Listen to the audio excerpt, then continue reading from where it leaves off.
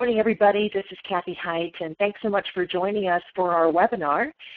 The VOI of membership is greater than the ROI, and I'm so glad that you chose to join us. This is Kathy Height.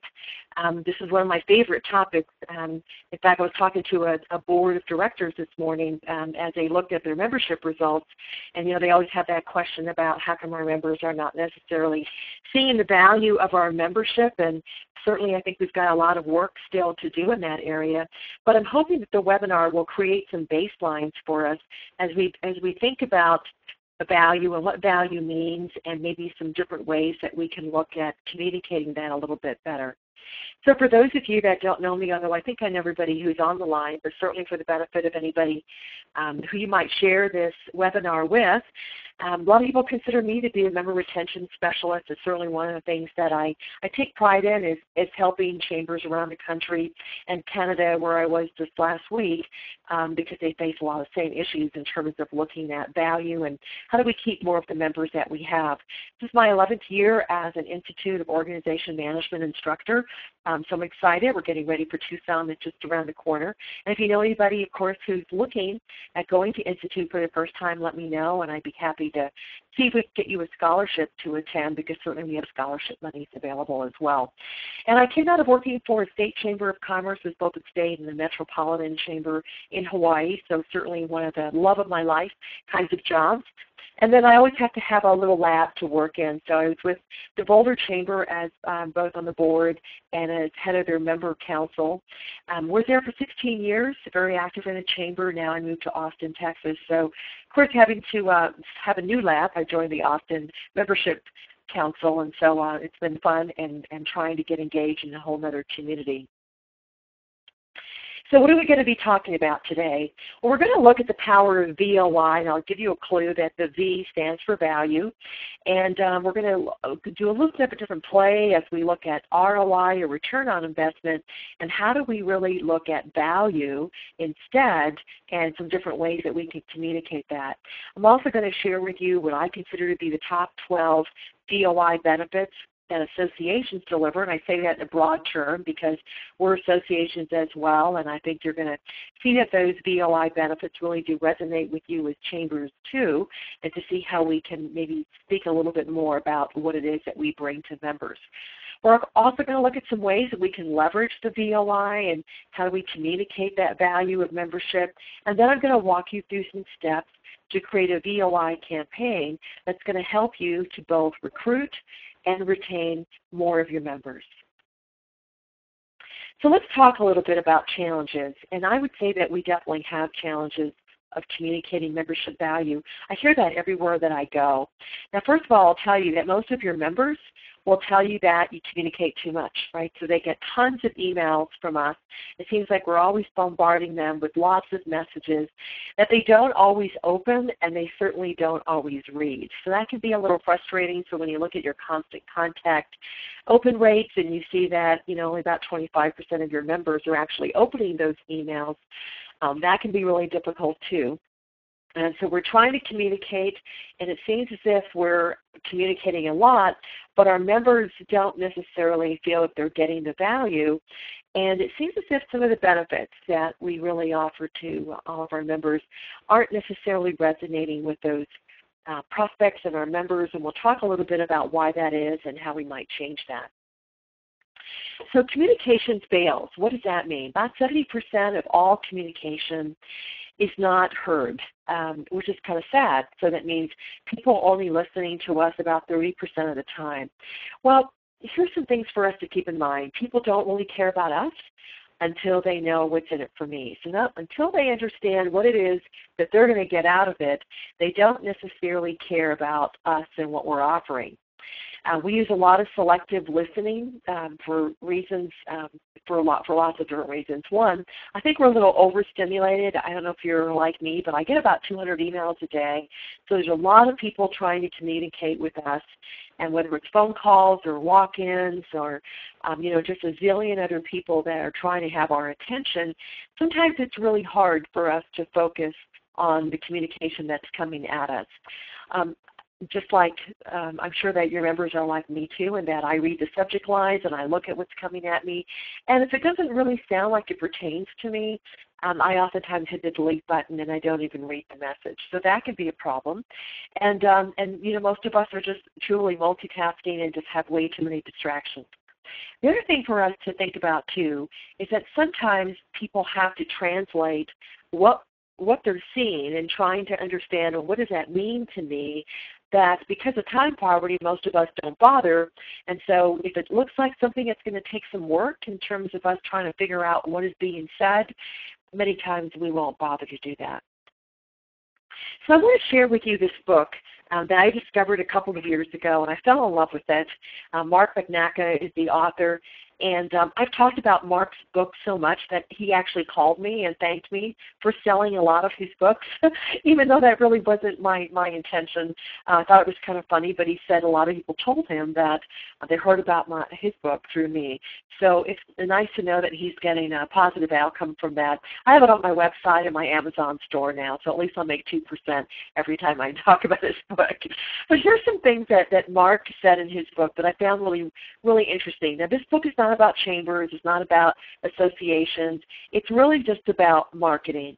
And in the book, Mark was doing some sales training, and he was doing a pitch for EDS, which is a really large company, and he's pitching his sales training to the VP of Sales and Marketing. And after he got done with his presentation, the VP said, "So what? Why should I send people to your training?" And Mark said, "Well, I already explained that to you in my presentation, or at least I hope I did."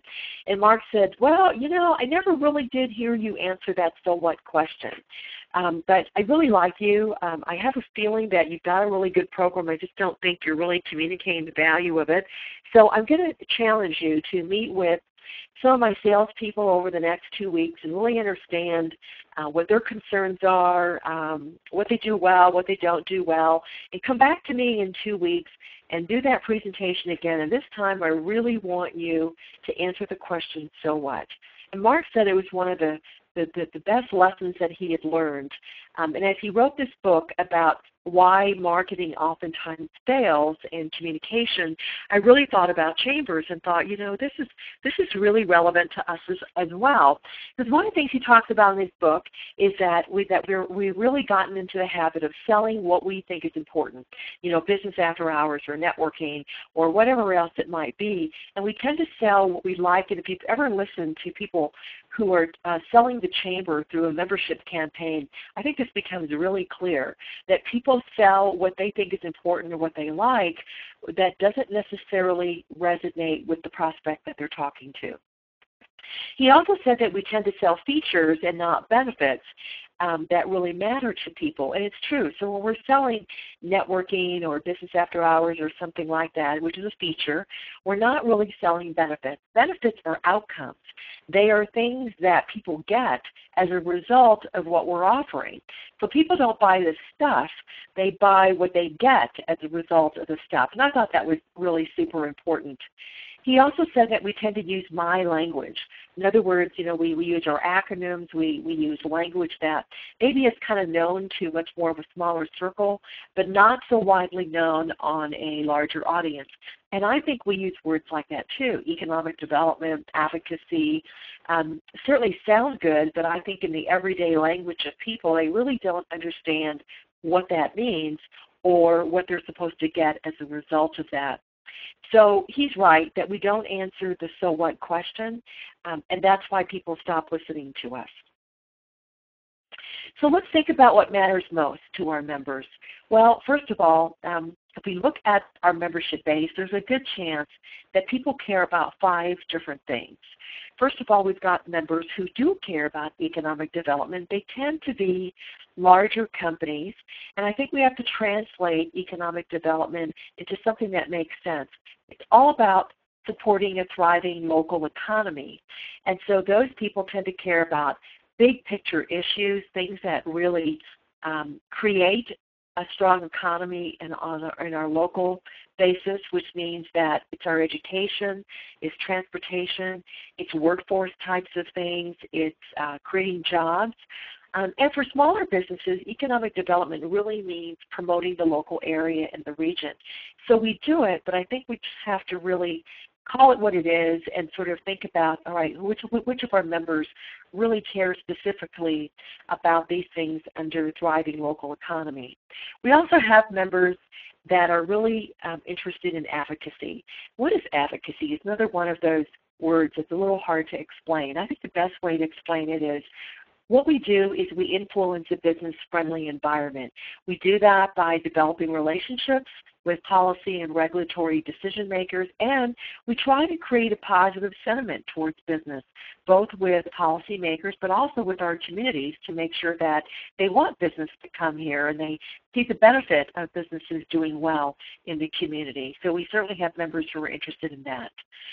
We also have members who are interested in developing a skilled existing workforce, and that's something you're going to hear at all levels of your membership, both from retailers and manufacturers all the way up to larger companies, because we face a global talent shortage and it's really hard to find skilled workers. That means that we have to help create skills for our current workforce, but also some emerging trends.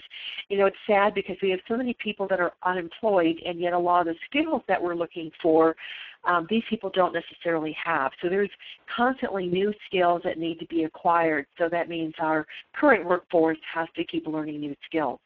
You're also going to hear about the importance of leadership development for younger workforce folks, because they're taking the helm at a much younger age. You know, they said about 75% of the workforce is going to be dominated by Gen Ys by the year 2020.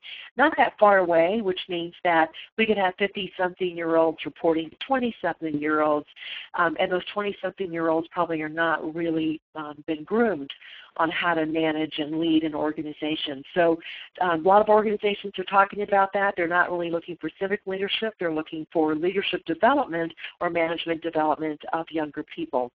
We also have a lot of members who are interested in growth. Growth is a little bit different than networking, but they're really looking for opportunities that are going to help them grow. Some of them are looking for local visibility, but others are looking for global opportunities because they realize that it really is a global economy. They're looking for different ways to advertise and market their businesses.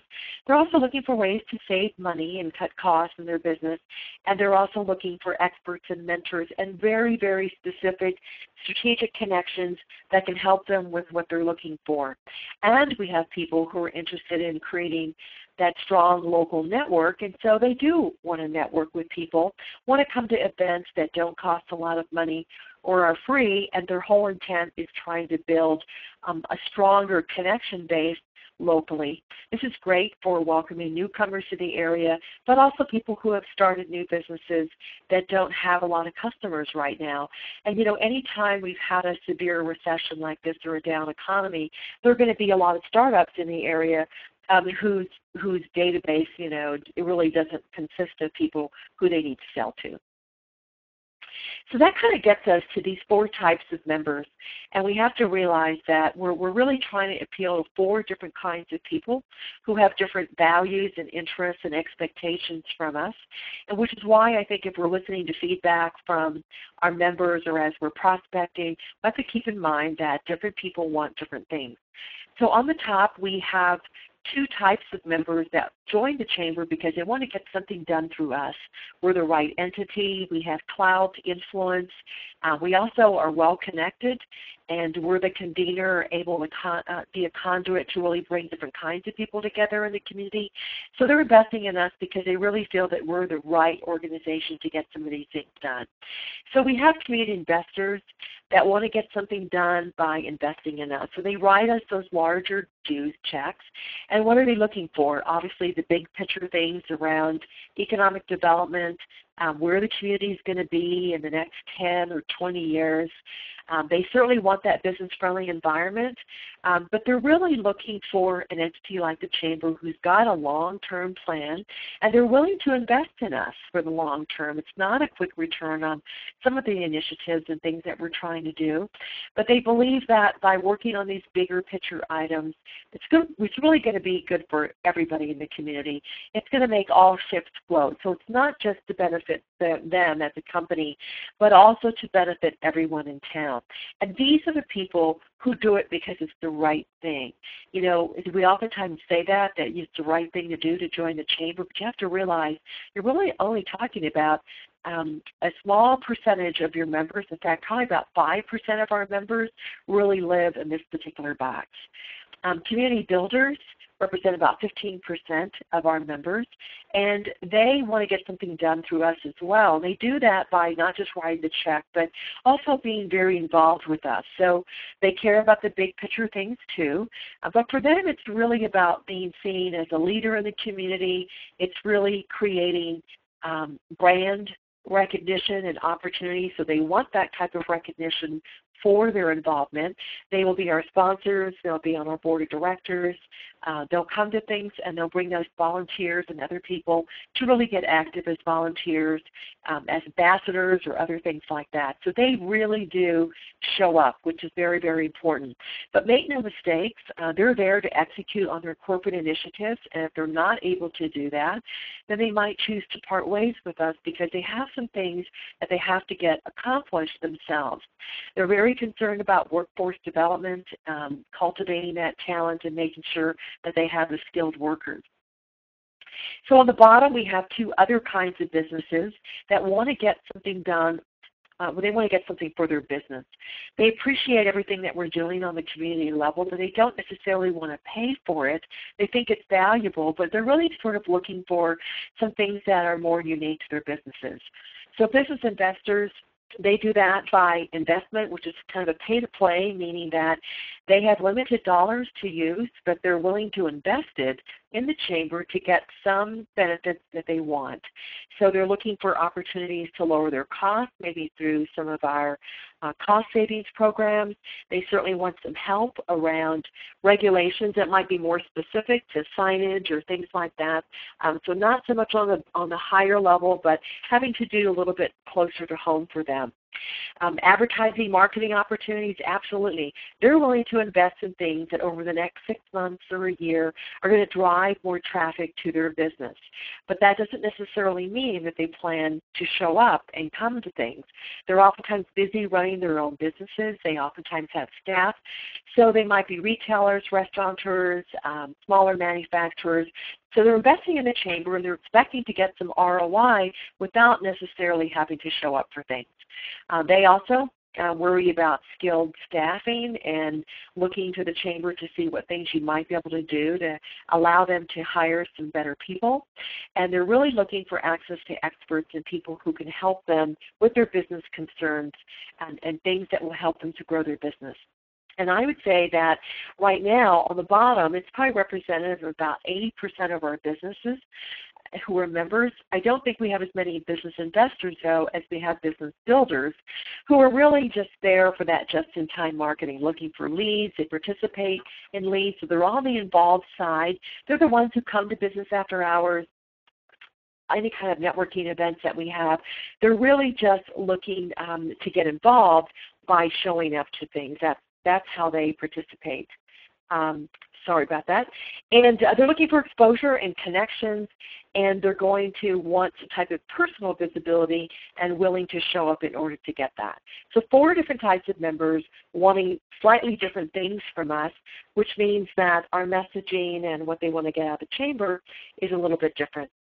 So when we think about the role of value propositions, big words, and what does it really mean? A value proposition is really a clear and succinct statement that communicates the benefits of membership. And there are 2 kinds of value propositions that we have to create. We have to create general ones that kind of work for the larger audience. They would pretty much appeal to everyone that we were going to talk to in the business community. So it is that one-size-fits-all approach. So we have to make sure that what we say really does appeal to the majority of businesses. And then we also have to create unique value propositions that are messages that are really targeted for a specific audience. And we have to know them well enough so that what we say really does matter to them. And I'm going to show you some examples of what I mean. So strong value propositions If you look up value propositions on Google, you'll hear some of these things. It really are differentiating messages that say, well, this is what makes the Chamber unique or different than other organizations in town. Some of our benefits might really match a competitor, like B&I or someone else in town, but not everything that our competitors offer really matches what we do.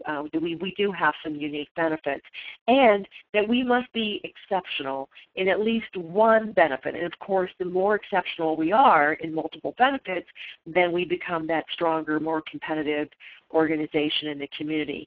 And most importantly, whatever we say is our value proposition has really got to matter to the audience. So audience-specific messaging. So remember that Mark talked about how we tend to sell features and not benefits, and I want to show you some examples of how we do that in the Chamber world. So I'll give you 4 examples. The first one, and these are things that I've heard Chambers mention, or it's in their marketing material or on their website. So we hold Meet the Legislator Forum each fall. That's a feature. The forum itself is a thing, right? Now, we can't mention a feature without mentioning the benefit or the outcome that you could get by coming to it.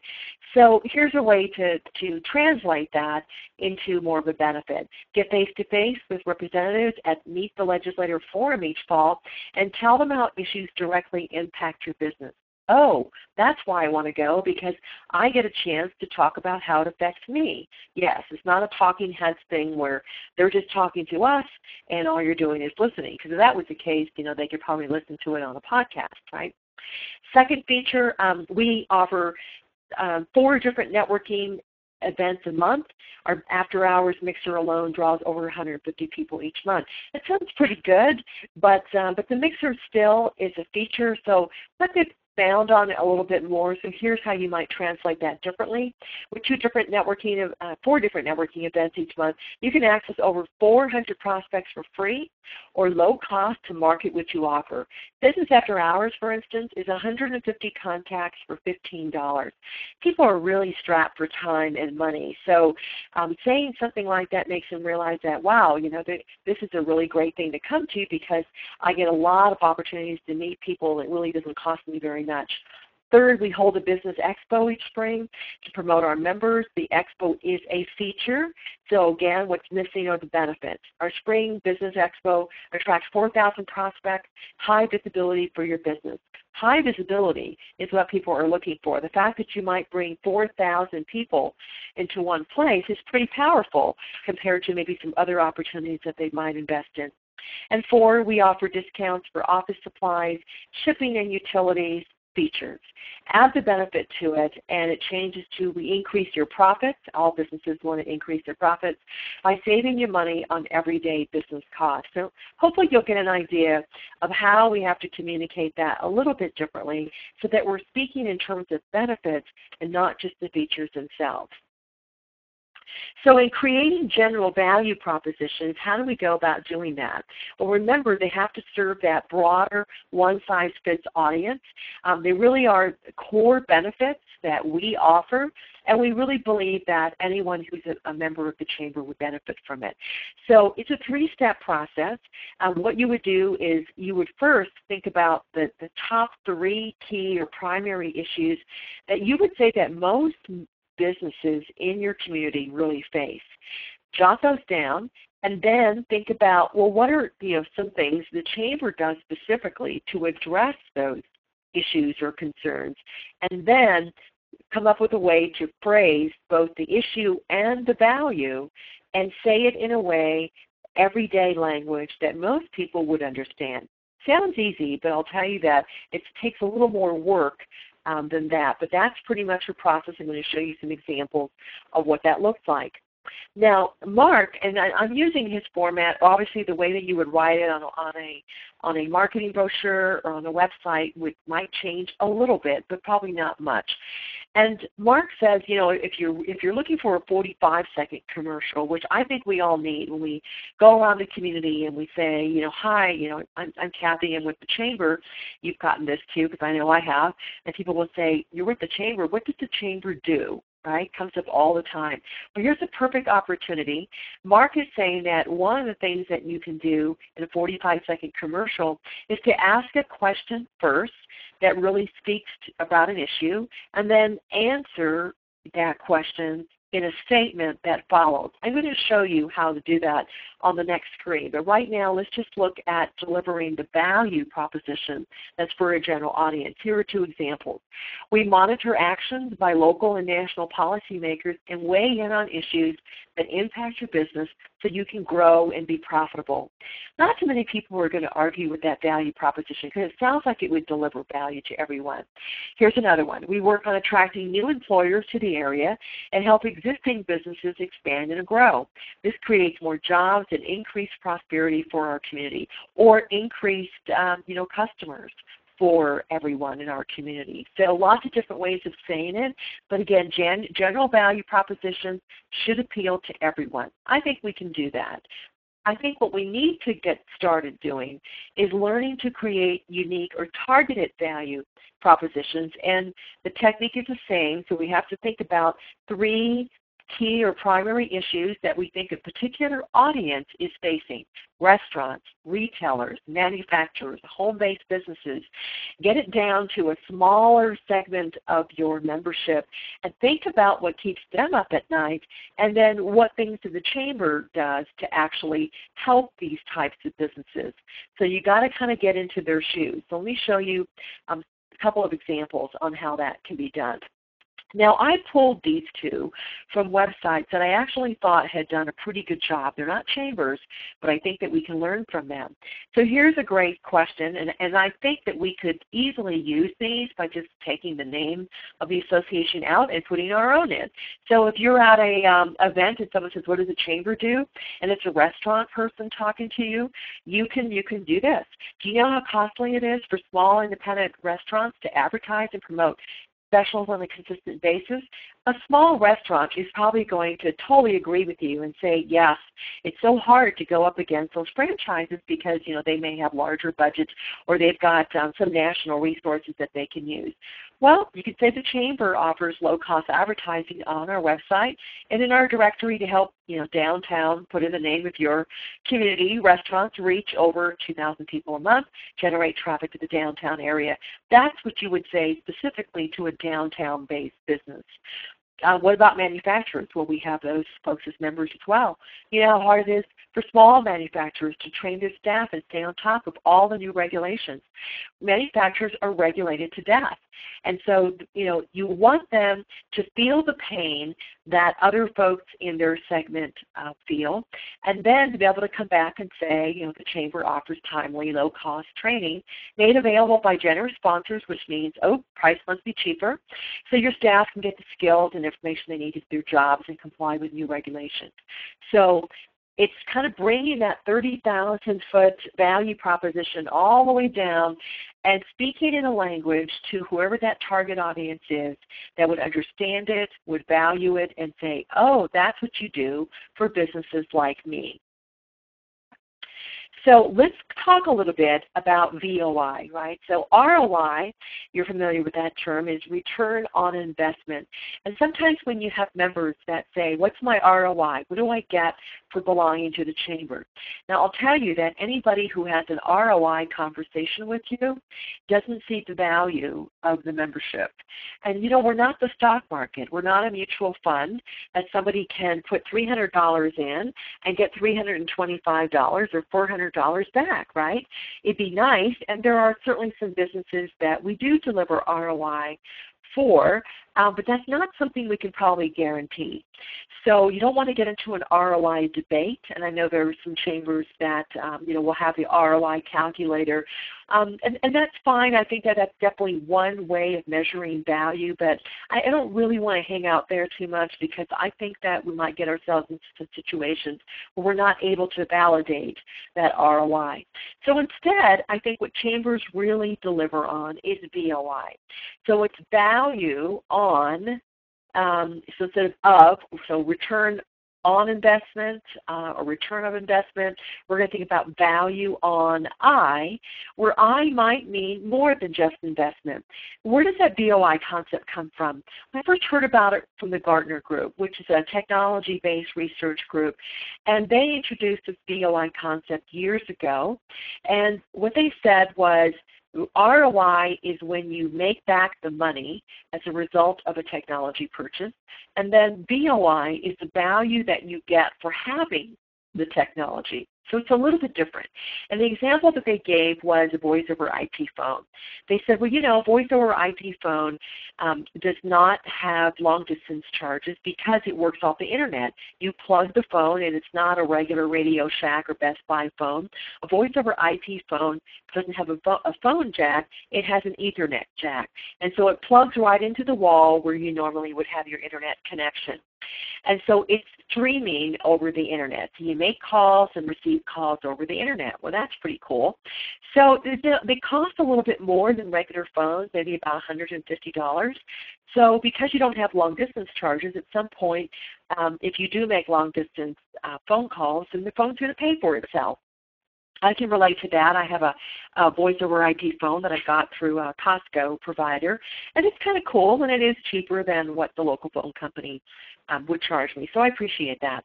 But then Gartner talks about value. What's the value of a voice over IP phone?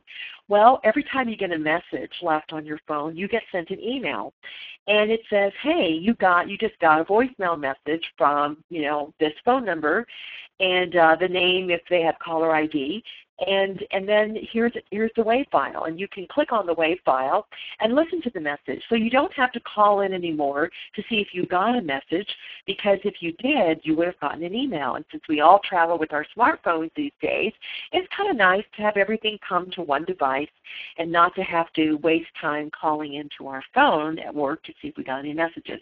Now, what happens if the message is from your chair and you see the message, you recognize the phone number or the caller ID, and you call right back and say, hey, I'm just giving you a phone call back. And they go, wow, that was quick, right? So you look good, you know, you're being responsive to your chair or an important member of your chamber. So what's the value on that? What's the value on timely responses back to a voicemail message? So what Gartner talks about is, you know, those are things that's really hard to put a price tag to, because it delivers value, and value is extremely important, and sometimes it's worth more than the price of what you paid for it. And I thought, wow, that's really great. I like that VOI concept because that plays really well with what we do. We can't always deliver on ROI, but we sure can deliver on VOI. So I want to talk about 12 different types of VOI benefits that I think the Chamber really delivers on. So I kind of went through the dictionary and looked at all these words that start with I, and I thought, okay, what's the Chamber about? Value of I. Well, I, yes, can mean investment, obviously. Some of us do get that kind of direct benefit. But what about information, right? So there's a lot of information out there on Google. Not all of it's good. Not all of it's timely or relevant. I think the Chamber really provides great information that's relevant to our particular community. And so we become that trusted source for information. So there's definitely value there.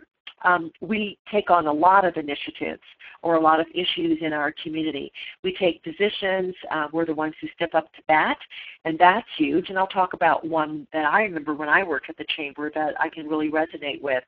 We have a lot of influence, you know, and as I said earlier, a lot of ability to really get people to listen to us, to bring the right people to come together and to talk. And I think everyone in the community realizes that we have tremendous influence, and we can use that very well. We also deliver on impact. We take those positions and we can oftentimes speak to direct impact that we've had because of things that we've done.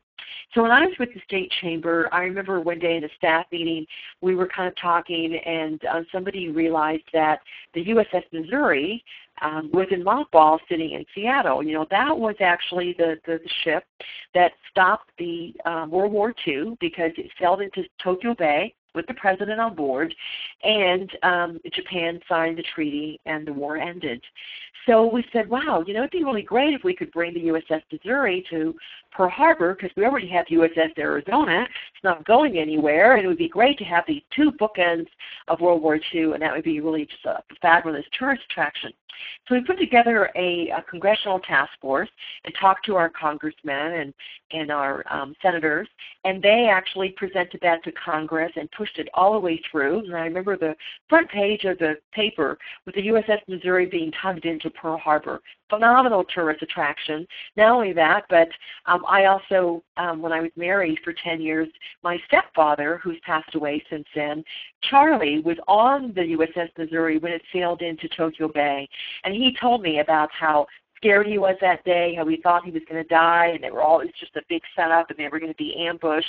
And he has gone back every year until he passed away to the USS Missouri, kind of like a reunion of the soldiers that still remain, who are all in their 80s.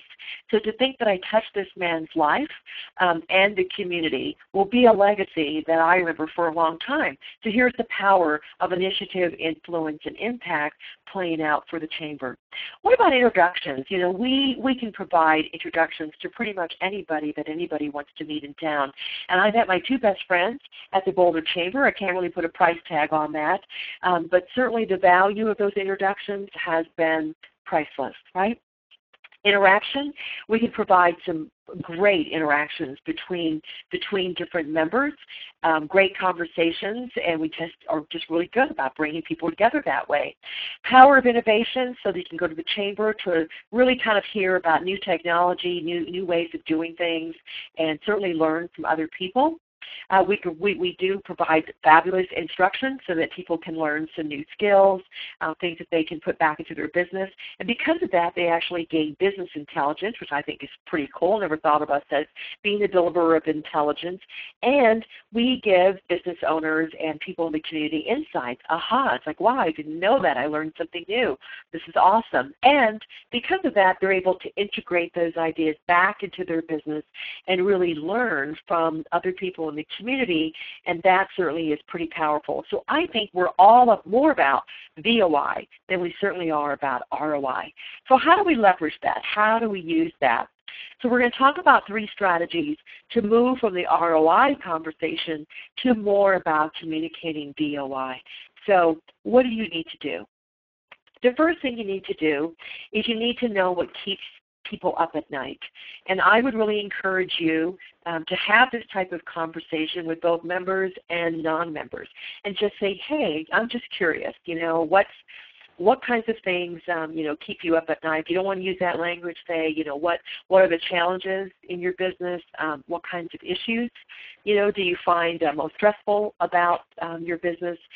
And talk to non-members too, because one, it's going to help you to understand whether or not what non-members are facing are similar to what your members are going through, but also you might hear maybe something new or different. But I think anytime you can have a conversation with a non-member certainly is important. You can do this also through focus groups. I'm going to show you some questions that you might be able to ask on a survey, or you can do a poll, or you can even post things on your Facebook page or LinkedIn page to get some answers. There's lots of different ways of doing that. So learning to ask questions, so what you see on the screen is an example of a survey question. And I know that we did that. Kim, who's on the call from the Manhattan, Kansas Chamber, thanks for joining us, Kim. That was one of the questions we used in her survey. But here are some other questions of things that you can just ask about, top 2 strategic initiatives that their company is focused on this year. Kind of gets to the corporate initiatives, the kinds of things that they're really focused on. Most corporations do have initiatives. It's good to find out what they are, whether it's on succession planning or leadership, because that's going to allow you to pitch a little bit more about what you offer and how you can help them on those initiatives. Here's another way of phrasing in terms of the challenges, right? The top 2 challenges you're trying to address. Top community industry issues you think that we should be focused on. What specific needs do you have the Chamber or other organizations are not addressing? Okay.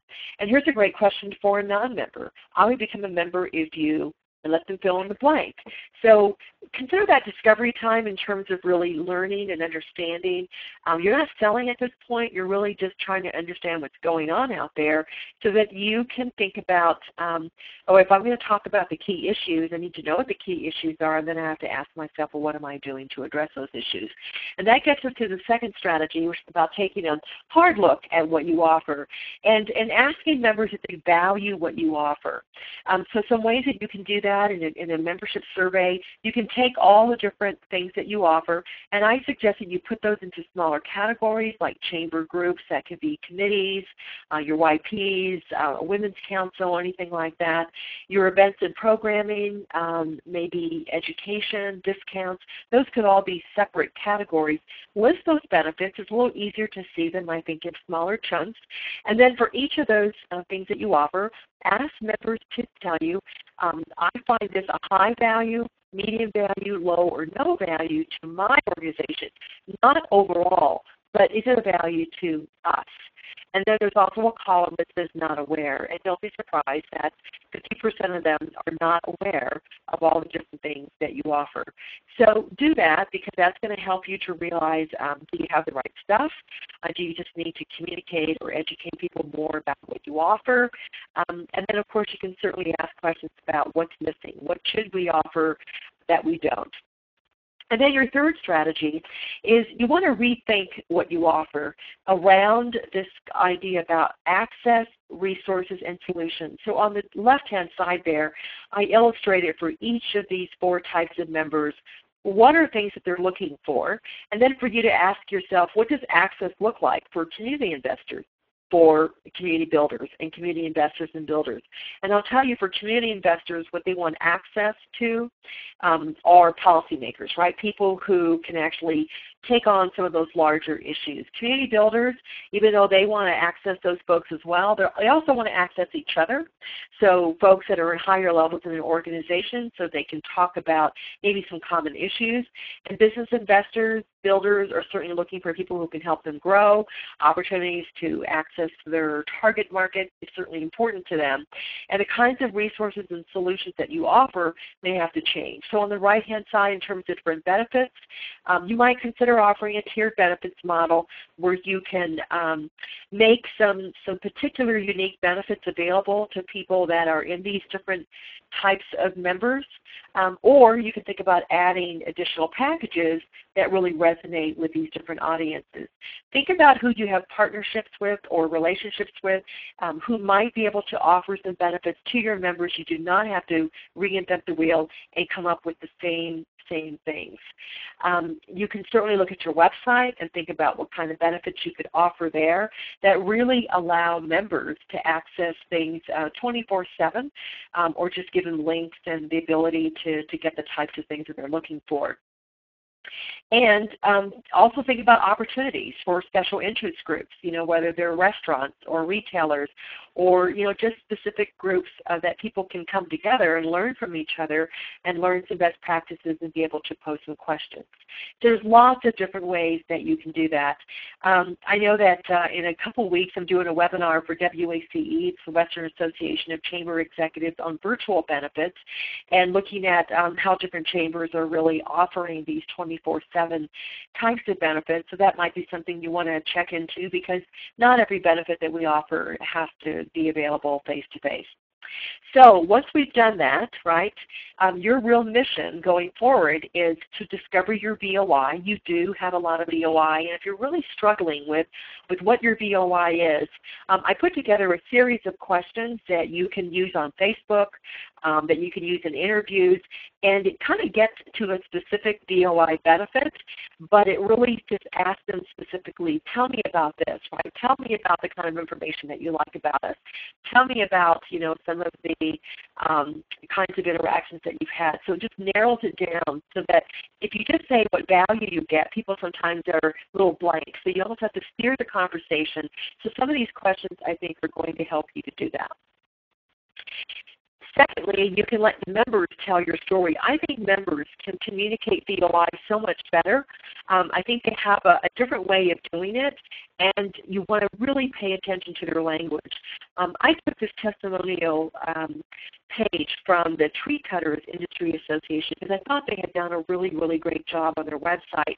Every one of the quotes that they have really is a different kind of VOI benefit that's being shared by different types of members, large and small.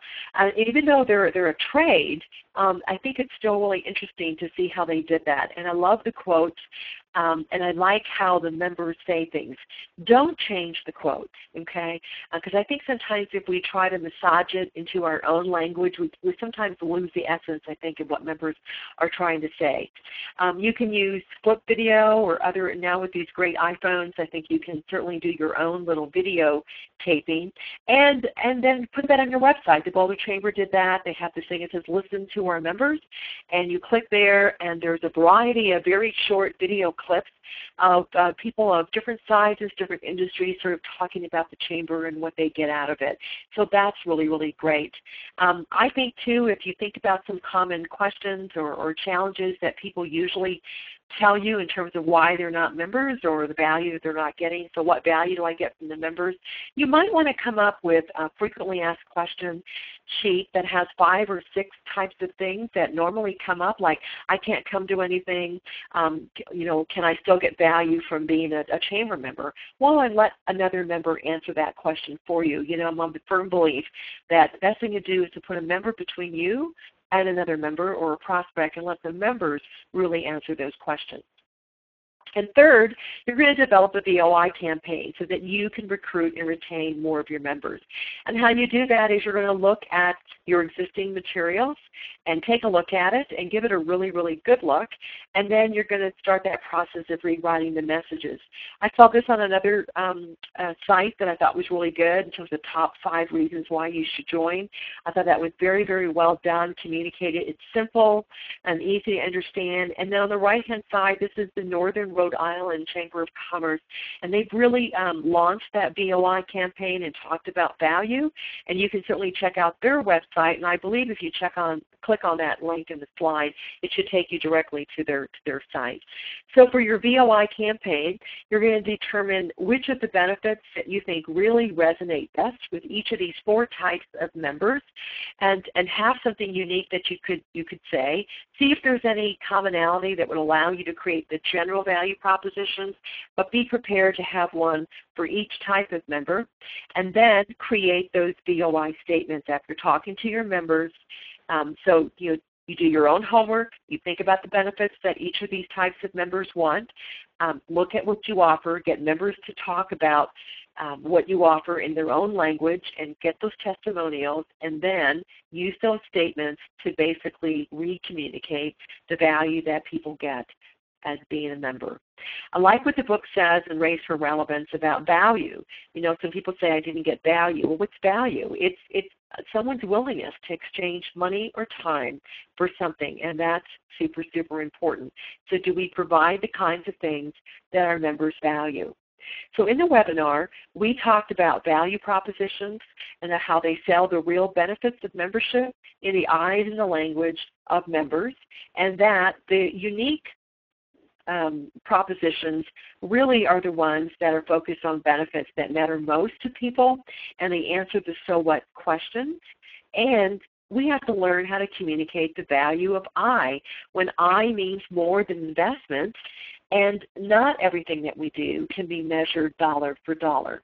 And I think that the members who really, really love us, they don't talk about ROI, they talk about VOI, and they're the ones who can actually sell us the best. So based on that, I'm going to open up the lines and see if there's anybody who is on a phone or use of their speakers, and they actually want to you are now unmuted. And if not, then you can certainly do that by the chat feature and typing in a particular question that you have. So let's open up the lines, or let's kind of get some of your comments either through the chat feature or by speaking into your mic if you have that turned on.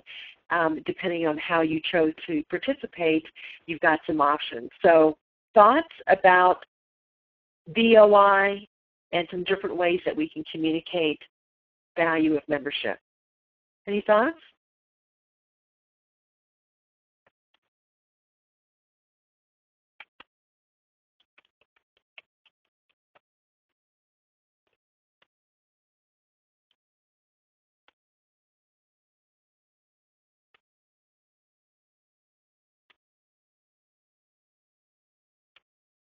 Are you just wondering what we're going to do with all this information? I know it sounds like it might be a lot to contemplate, but I'm curious about your thoughts and how you might use this information. What kinds of things are you thinking about right now? So Donna says we're going to implement the survey and take it all in for a bit. Okay, so what you're saying is you got to marinate on it a little bit and think about, what does that mean? So certainly I think going to your About Us page on your website, going to your Join page, look at your newsletter and print that out if it's an electronic copy and look at it page by page and ask yourself, for every program that you're marketing, do you have a what's in it for us, right? What do I get by coming? Or a testimonial. I know I was working with Kim at her chamber last month, and she kind of downloaded some of her programs, and we were kind of looking at what was being said and realizing, wow, we could say that a little bit differently. If you have a quote that really talks about what do you get from going to that event, think about how you might use that. So Kim says, yeah, we're going to refresh our online copy using the VOI concept, so suggestions on where to start. I think, Kim, again, if you kind of look at each of the 4 quadrants, think about what are the key issues that each of these types of members normally are focusing on, sort of what their issues are, thinking about what you offer, and being able to come at it like Mark suggests, with a sentence that describes sort of what the chamber does to address those key issues. And then I think if you were then to look at membership benefits, then look at the benefits that you normally have, and next to each benefit, make sure that it not only talks about the feature, but actually what people get as the result of that benefit. For instance, if you have the online directory, right, and you have a listing, well, the listing is a feature. But I think if you were to add something here, it says that you get an online listing with SEO search words, so that your rankings go up. You're accessible on Google, and so that you can take advantage of 10,000 hits to our website a month. Sort of tell them what's the benefit of having that online listing, what do you get, and how do we help drive more opportunities to your business. Because a listing by itself, if you just stop there, then you're really stuck on feature and you haven't really talked about what does somebody get as a result of listing? What's so good about that? And if I get an enhanced listing, then what's even better about that? How does that help me versus a regular listing, so that I'm willing to pay extra for it? So Ann says sometimes putting the value in dollars and cents gets the members' attention. I would agree with that. I think for people who are really kind of penny pitching, and they see that they're going to get this benefit and it's a $300 value and I'm getting it for $100, it's going to make me feel like, okay, wow, I could save $200 by doing that. That's true. But you have to also talk about the other value that they're going to get without necessarily equating that to dollars and cents. But look at how you're describing every single event. If you're marketing it, if it's on your website, and you look at, okay, it's a breakfast meeting and it's 7:30 to 9. Come and join your fellow chamber, folks for coffee and connections. Well, that doesn't necessarily do it. You might want to say something like, you get a chance to do a 45-minute freaking commercial and market what you offer. You get a chance to meet people, build relationships that may create opportunities for business in the near future, or something like that. Tell them sort of that bang for the buck, because it's more than just coming together for coffee and connections. That's important, but sometimes you might have to spell that out, or again, get a testimonial from somebody who loves that breakfast meeting and who can describe it and why they like it, and just leave it at that and don't even try to mess with it. Okay. I hope that that was helpful to you, that you've got some information that you can use. Again, you're going to get the recording. You'll get the slides. And if you want to ask me questions offline, even shoot me something that you have that you'd like to rework, and whether it's a blurb from your from one of your benefits or something on your website or in your membership brochure, just send it to me and just say, what about this? How well do you think that communicates VOI or answers the so what question? What would you change about it? And I would be more than happy to give you my 2 cents. So that invitation is out there. It's just up to you to decide to take advantage of it. I hope that you got some value out of today's webinar. Look forward to seeing the changes that you make, and feel free to take advantage of getting some 2 cents from me by sending me an example, and I will shoot back how I might change that up just so that you can have something that could be a working copy for you to use. Thanks so much, guys. Oh, Harry says thank you. It's been helpful. Great ideas. Always looking for new ways to look at things. All right, guys, until the next time, thanks so much. Bye-bye.